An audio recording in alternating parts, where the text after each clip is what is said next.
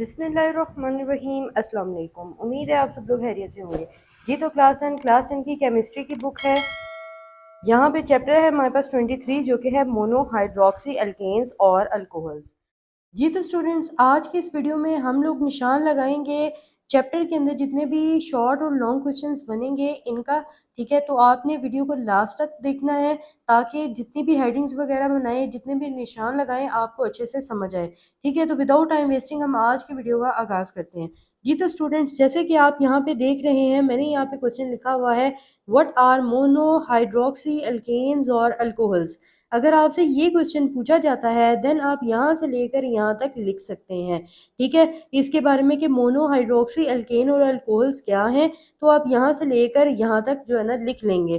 ठीक है, इसके बाद अगर आपसे ये क्वेश्चन कुछ इस तरीके से पूछा जाए कि हाउ कैन मोनोहाइड्रोक्सी एल्केन्स और अल्कोहल्स बी ऑब्टेन, यानी ये पूछा जाए कि कैसे मोनोहाइड्रोक्सी एल्केन या फिर अल्कोहल ऑब्टेन होते हैं, देन आप यहाँ से लेकर इसको यहाँ तक लिखेंगे।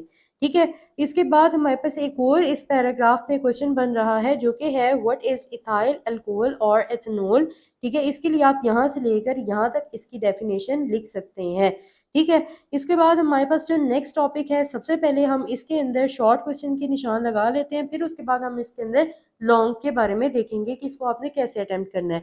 अगर आपसे पूछा जाए कि व्हाट इज फर्मेंटेशन या डिफाइन फर्मेंटेशन, देन आप यहाँ से लेकर यहाँ तक लिखेंगे, साथ में इसकी एग्जाम्पल यहाँ से लेकर यहाँ तक बनेगी। ठीक है, इसके बाद अगर आपसे ये पूछा जाए कि write the balance chemical equation for fermentation of glucose, then आपने ये इक्वेशन जो है ना लिख देनी है। जी तो स्टूडेंट्स, ये थे हमारे पास कुछ शॉर्ट क्वेश्चन जो हमने इसमें देखे हैं। अब हम इसको देखते हैं, अगर ये लॉन्ग क्वेश्चन में आ जाए तो हमने इसको कैसे अटेम्प्ट करना है और किस तरीके से आ सकता है।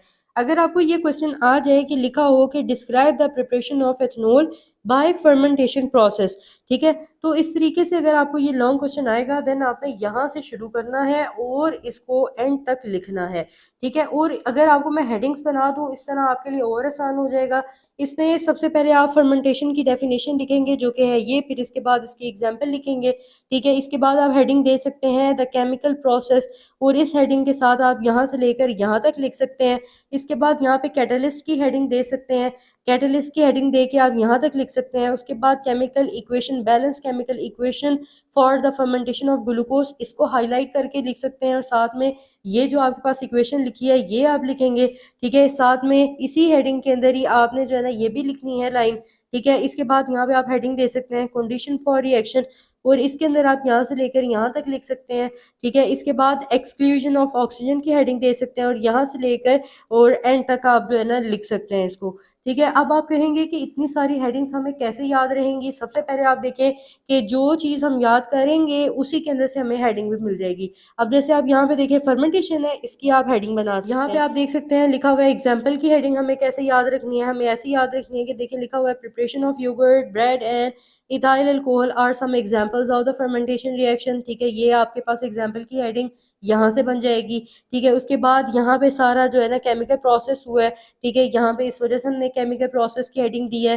ठीक है, उसके बाद yeast contain an enzyme which act as a catalyst in this reaction, तो यहाँ पे हमने कैटलिस्ट की हेडिंग इसलिए दी है क्योंकि इसमें कैटलिस्ट का जिक्र हुआ है। ठीक है, उसके बाद यहाँ पे बैलेंस केमिकल इक्वेशन की हेडिंग हमने इसलिए दी है क्योंकि ये केमिकल इक्वेशन है। ठीक है, इसके बाद हमारे पास यहाँ पे कंडीशंस जो हैं रिएक्शन के लिए वो क्या होनी चाहिए। ठीक है, ये आप देख सकते हैं लिखा हुआ है the temperature of the process must be kept around 35 degree Celsius, तो ये हमारे पास कंडीशंस हैं। ठीक है, तो इसलिए हमने इसको कंडीशन की हेडिंग दी है। इसके बाद यहाँ पे आप देख सकते हैं लिखा हुआ है एक्सक्लूजन ऑफ ऑक्सीजन की हेडिंग हमने बनाई है, ये कैसे बनी है। ठीक है, यहाँ पे लिखा हुआ है जी ऑक्सीजन इज एक्सक्लूडेड। नेक्स्ट हमारे पास यहाँ पे टॉपिक है comparison of methods of production of ethanol. ठीक है, तो ये आपके पास इसकी एक्सरसाइज का जो लॉन्ग क्वेश्चन 1 है उसका भी आंसर है, वो भी आपको मैं दिखा देती हूँ। और ये पूरा ही आपने जो है ना करना है, ये लॉन्ग क्वेश्चन में आपको पूछा जा सकता है। इसके लिए आप अगर क्वेश्चन देखना चाहते हैं तो क्वेश्चन देखने के लिए आप लास्ट में आए पेज नंबर 133 पे, और यहाँ पे आप क्वेश्चन देख रहे हैं डिस्क्रिप्टिव क्वेश्चंस हैं। ठीक है, और ये क्वेश्चन 1 है हमारे पास, give a comparison of fermentation reaction का और catalytic hydration of ethene for the preparation of ethanol, इनके दरमियान में आपने कंपैरिजन देना है। और वो यहाँ पे आप देख सकते हैं कि हाइड्रेशन ऑफ इथीन, ठीक है, और फर्मेंटेशन के दरमियान में हमारे पास जो कंपैरिजन है वो यहाँ पे मौजूद है, और ये आपके पास लॉन्ग क्वेश्चन है। ठीक है, इसको आप मार्क कर लें।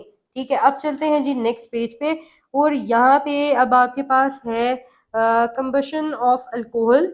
ठीक है, और इस हेडिंग के साथ आप लिखेंगे यहाँ से लेकर यहाँ तक, फिर इसके बाद यहाँ पे एग्जाम्पल है, ये भी आपको लॉन्ग क्वेश्चन में पूछा जा सकता है। Explain combustion of alcohols.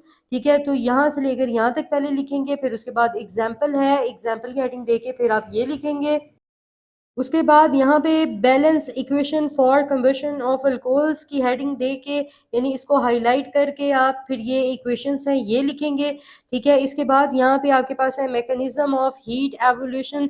ठीक है, यहाँ पे इसकी आप हेडिंग दे सकते हैं, यहाँ से लेकर यहाँ तक जो है ना आपने इस हेडिंग के साथ लिख देना है। ठीक है, तो लॉन्ग में आपको कुछ इस तरीके से पूछा जा सकता है।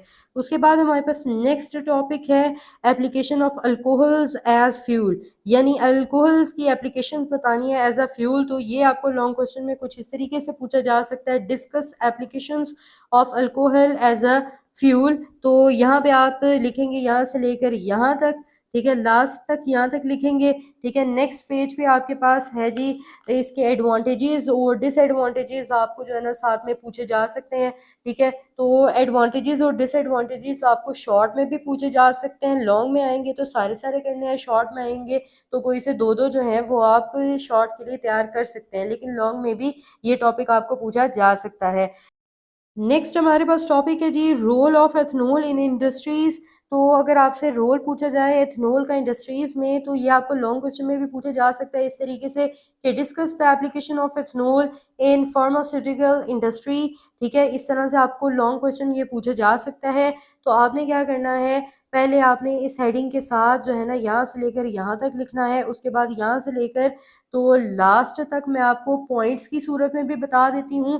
ठीक है, अगर आप पॉइंट्स नहीं लिखना चाहते तो आप डायरेक्ट यहाँ से लेकर यानी पूरा यहाँ से लेकर यहाँ तक याद कर सकते हैं, लेकिन अगर आप पॉइंट बनाएंगे तो याद करने में आसानी हो जाएगी। तो पहला पॉइंट आपका शुरू होगा यहाँ से लेकर तो यहाँ तक, दूसरा यहाँ से शुरू होगा यहाँ तक, तीसरा आपका यहाँ से शुरू होगा यहाँ तक लिखा जाएगा, और ये जो पहली लाइन है ये आपके पास फार्मास्यूटिकल इंडस्ट्री की हेडिंग के साथ जो है ना ये लिखी जाएगी, जिसमें आपको बताया जा रहा है ethyl alcohol serve as a very common ingredient in a variety of manufacturing process in pharmaceutical industry, यानी ये आपके पास बताया जा रहा है इथाइल अल्कोहल के बारे में। ठीक है, तो आप जो है ना तो आप इसको सिर्फ इस हेडिंग के साथ स्टार्ट कर सकते हैं। ठीक है, और फिर उसके बाद आगे जो है ना इसका सारा रोल जो है ना वो आप पॉइंट्स की सूरत में जो है ना वो लिख सकते हैं। ठीक है, ये सारा कुछ आप बता सकते हैं। ठीक है, अब चलते हैं नेक्स्ट पेज पे। नेक्स्ट हमारे पास यहाँ पे टॉपिक है कॉस्मेटिक इंडस्ट्री, और ये टॉपिक आपको कुछ इस तरीके से पूछा जा सकता है, discuss the application of ethanol in cosmetic industry. ठीक है, तो यहाँ से लेकर तो यहाँ तक आप इसको लिखेंगे। उसके बाद लास्ट में है जी explain impact of alcohol on daily life, यानी इम्पैक्ट बताना है अल्कोहल्स का डेली लाइफ में। तो ये आप पहले इसको भी आप पॉइंट की सूरत में याद कर सकते हैं। यहाँ से लेकर यहाँ तक आपके पास पहला पॉइंट बनेगा, फिर यहाँ से लेकर यहाँ तक दूसरा, और फिर यहाँ से लेकर तो यहाँ तक तीसरा, और यहाँ से लेकर तो यहाँ तक जो है ना ये आपके पास चौथा पॉइंट बन जाएगा। ठीक है, इसके बाद ये जो होते हैं ना डू यू नो, इस तरह के ये बीच में बॉक्सेस बने होते हैं इंटरेस्टिंग इन्फॉर्मेशन, इसको भी आपने पढ़ लेना है, इसमें से भी आपसे क्वेश्चन जो है ना वो पूछे जा सकते हैं। ठीक है, तो इसके अलावा जो यहाँ पे हमारे पास जो क्विक चेक हैं इनके आंसर्स जो हैं ये आपको एक सेपरेट वीडियो में मिलेगा, क्योंकि इस तरह वीडियो काफ़ी लंबी हो जाती है। ठीक है, तो फिर अपलोड करने में थोड़ा प्रॉब्लम होता है। ठीक है, इसलिए तो बाकी उम्मीद है आपको इस वीडियो में मैंने जो निशान लगवाए हैं आपको बहुत अच्छे से समझ आए होंगे। वीडियो अच्छी लगी है तो वीडियो को लाइक एंड शेयर ज़रूर करें। चैनल पर नए हैं तो चैनल को सब्सक्राइब करना मत भूलें। So thank you so much for watching. Keep learning, keep sharing. See you next video. Take care and Allah Hafiz.